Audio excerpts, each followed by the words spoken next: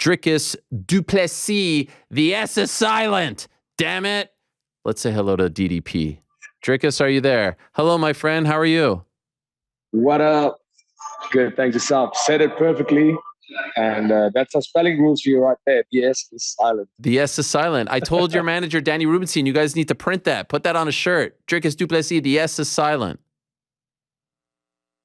That's not a bad idea. I think we might definitely do that. I created a one-liner. I just saw it on social media. I was like, well, I didn't even realize I said that until after the fight. And I saw everybody on social media saying, the S is silent. I love it. I love it. I think you should keep that up. Even if people continue to say your name correctly. Dana White did not, but, it takes him a while sometimes to figure that stuff out. Here's the thing. I also love DDP for you. Have you noticed people calling you DDP, and are you okay with us calling you DDP? DDP, 100% with that. A lot of people do call me DDP. So I'm more than happy with that name. Okay. And do you know who DDP, the original DDP is? Diamond Dallas Page? Are you a pro wrestling fan? I am not that. I used to be a massive wrestling fan growing up, but I'm not too familiar with what's happening these days. Okay. He's from the late 90s. But I was a massive WWE fan. Oh, so he's one of the he's one of the older guys and a legend, and he had one of the great names, Diamond Dallas Page, DDP, and someone mentioned DDP to me about you as a nickname, and I just love it. It rolls off the tongue, so if you want to run with that, you can as well. Obviously want to talk to you about the huge win over Darren, but I think you just heard Chris mention your name, and so let's start there if we can. Usually we start with the what's next at the end. What did you think of his call out just there?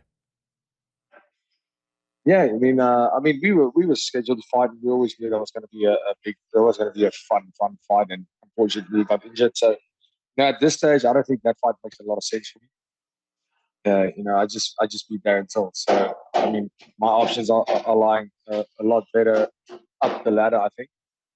So, Chris Curtis, nice guy, and he's a badass fighter. I do believe that will be a very fun fight, but not now. I think we'll meet each other more at the top, to be honest.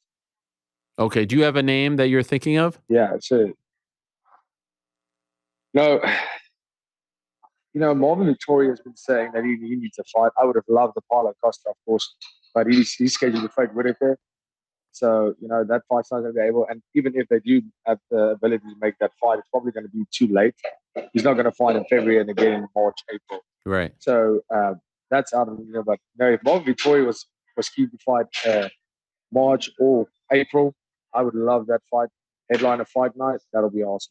That would be huge. I also suggested at the top of the show, you versus the winner of the main event this weekend, Sean Strickland, Jared Cannonier. What do you think of that? Absolutely. I would actually, if Sean Strickland got the win this weekend, I would love to fight him. I would love to fight Sean Strickland if he got the win this week. It's a fight that's exciting. I think style-wise, I think that's a great fight. Not Cannonier. I think it's not him. Listen, Cannonier is a badass fight. I just think in terms of hype and the potential of a great fight, I just think Strickland is a better matchup. I think we can have a much more fun fight than I would have with Cannonier. Okay, fair enough. If Cannonier was the guy, I'll be more than happy to fight Cannonier. But Sean Strickland is a guy that I believe I can be very convincingly, and I can do it in spectacular fashion. Just the way his style and my style will complement each other, it will make for a fun, badass fight. That's at the end of the day what I'm looking for, while climbing the ladder. Right. Well, your fight on Saturday was one of those. I'm wondering, were you at all ever concerned that the fight wouldn't happen, considering some of his injuries and, pulling out? Like, were you nervous about this fight happening, even though it was such a big one for you? Like, man, I just want to get to Vegas. I want to get to fight week, see him in front of me. Or were you always confident it would come to fruition?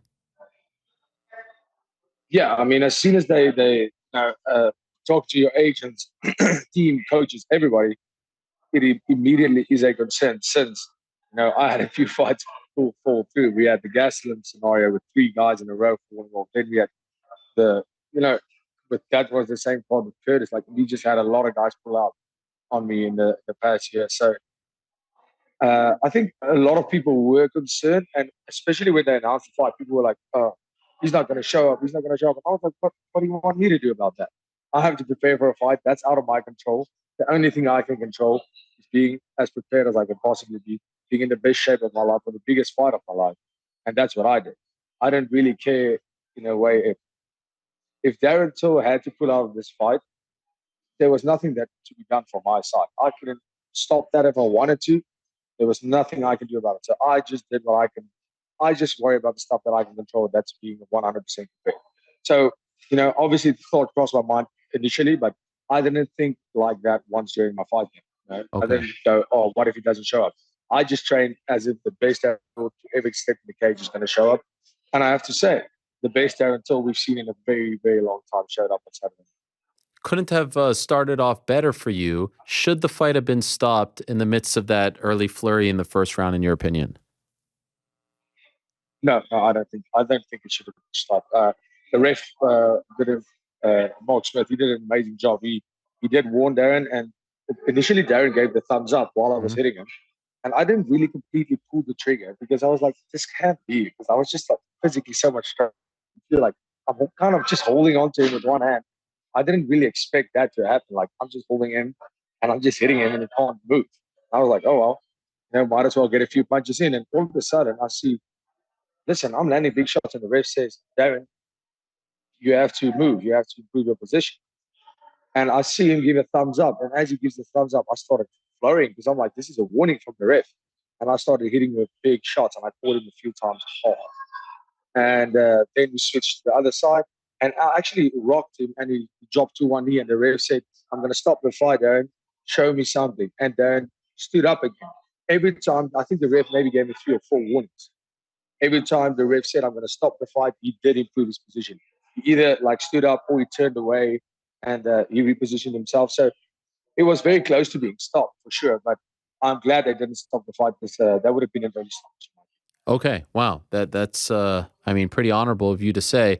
I was wondering while watching it if maybe you gassed yourself out, and there would be some sort of, you know, you know, opposite negative effect on that, the early flurry, and then you're tired. Did that happen? Did any of it, like, did you feel tired afterwards, and did that lead to what happened in the second? After the flurry in the first round, I wasn't tired at all. Like my arms weren't gassed at all. I have no idea what happened. I spoke to my conditioning coach. Uh, I think it was more mechanical than anything else. I didn't gas out. Like in terms of my breath was there. I didn't feel like exhausted. My legs in the second round I felt like my legs were swollen. Felt like I just ran a marathon. Hmm. My legs were just I didn't have any bounce in my legs, and my arms were fine. My gas was fine. I was perfect, but I almost felt like I couldn't bounce. My legs didn't have any spring in them, and that's why it felt like I was stuck in it. And I would say around halfway through the second round, my legs started getting a lot better. And it was weird because we went to go look at it again, and it wasn't really nothing on my legs. We didn't do anything heavy with my legs. I didn't pick him up. All of that. It was just a very weird situation. I think usually what happens after a weight cut is I get my legs loosened up with the foam roller, with the hyperized gun. I get a physio to loosen up the legs, and this time we didn't do that. I didn't loosen up my muscles after the weight cut. I think that might have played a role in my legs jamming up in the fight. When I came out for the third round, I felt good. Third round came out, I felt good again. I felt okay. I'm ready to go now. I felt loose. I felt in that third round, I started getting my groove back. My legs were a lot better. So I guess maybe I had that body triangle on quite hard on Darren Till in the first round. That might have been what caused my legs to gas out a little. But that doesn't happen in training, so I can't see that really being the issue. But yeah, when round three came, I felt great again. But definitely in round two, I told myself, okay, let's take a little breather. And I was waiting for my legs to get back. And I would say maybe 2 minutes left in the second round, my legs came. By the way, why didn't you do that stuff on your legs, as you've done in the past? Why did you opt not to do that this time? Yeah, I mean that was a slip up on my part. That was, I mean, didn't even think about it. Okay. I warmed up the day of the fight. We did a power up session like we always do. I warmed up. It felt good. I didn't feel stiff or anything like that. So that was a step up on my part for for neglecting that part. It just shows you the margin for error in this game, especially at the top level, so small. And that's the mistakes we learned. Had we spoken before the fight and I told you you'd win via rear naked choke against Darren Till, would you have believed that? Like, was that a an outcome that you were thinking about, expecting?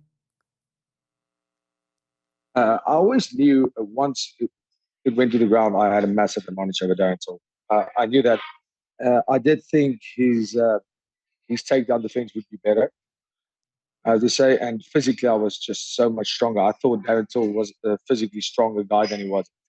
So I knew probably I could catch him in the fight, put him down, and then finish with the flurry of punches. Or I knew that if I get on top of him in the grappling exchanges and start raining down on him with punches, I will get the submission. So I was really surprised at that. I did think it would come earlier, to be honest. I thought that I would be TKOing or submitting Till in the second. Uh, do you think eventually you will fight at 205, or do you think it'll always be okay with you at 80? You looked a lot, and I know you said afterwards, he should probably fight at 70, but like you looked a lot bigger than him. Yes. So I would definitely one day fight at 205. It's not necessary. My weight cut isn't a problem at all. Okay. So no, it's not at all. I need 2 weeks to make weight. If I have 2 weeks notice, I can make weight. When I'm in training shape, when I'm training like I always do, and I walk around, I can make weight in 2 weeks. My weight cut is very carefully planned out. I do always stay in shape. So I'm not killing myself to make the weight at all. But I am big for the weight, and I'm definitely keen. If there's a cool fight happening at 205, and they need a replacement, I would be 100% happy to step and take that fight. Seemed like he insinuated afterwards that he may have severely hurt his knee. And I know like the weigh-ins were fine. It seemed like there was enough respect between you guys leading up to it. Were any words exchanged afterwards? Sorry, you glitched out there. And you guys say anything to each other afterwards? Yeah, I told him I would love to have a beer with him. I told him that I've always looked up to him, and that he's one of the guys that I've always admired in watching fights, and that he looks like a guy that enjoys his beer, and I'm a guy that enjoys beer. So I would love to have a few beers with him, and he said absolutely. We never got to those beers, to be honest, but I would love to share a beer with Darren Till. You mentioned the beers and pizza a bunch of times in the post-fight press conference. How many beers and how many slices of pizza did you have on Saturday night? So I probably had a whole pie by myself afterwards. But on Saturday night, after a fight, I always get that big adrenaline dump.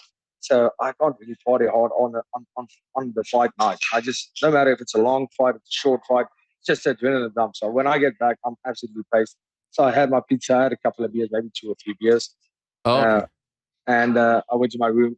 But last night, that's where we catch up. Okay. All right. Fair enough. And to see your training partner, the young 21-year-old Cameron Simon, winning the first fight of the night, which was a tremendous fight. What did that do for you? What did that like in terms of motivation? You're up, a couple hours later, but to see him get that win, what was that like? Yeah, man. I mean, when I was sitting in my hotel room before we left for arena, watching that fight, and I told him my heart rate wasn't supposed to do that before my fight, and I was like, "You never do that to me again." I was really, really surprised how good his opponent's grappling was off his back. It was really impressive the way he used that rubber guard, and Cameron just showed again. Listen, Cameron is an exceptional striker, but he just showed again that when it comes to the grappling exchanges, he got out of some tricky situations, and he was really doing so well on the ground. He had the grappling guy with 6 submission wins in 6 fights in a lot of trouble on the ground. I'm so happy for him. I'm really happy that he got to showcase that on the feet. He is absolutely amazing. But look what he can do on the ground. I'm so happy for him. He deserves it. He's a hard worker. He's put in all the effort needed to be where he is, and I'm really happy. Future is bright for him. Future is bright for you. Future is bright for South African MMA. A lot of exciting things. And you maintain this time next year, this exact time next year, we're talking about you as top contender at 85. What's the official prediction? Top contender, champion, about to fight for the belt. What are you predicting is about to come for you in the next I'd be 365? surprised if I don't fight for the title again. Really? I would be surprised if I don't fight for it. Yes. Wow. I would be surprised. I said it this year. I will be in the top 10 before the end of the year. And that's happening. And I honestly believe I'll be in the top 3 in my next 2 fights. Who do you think's the champion when you fight for the belt?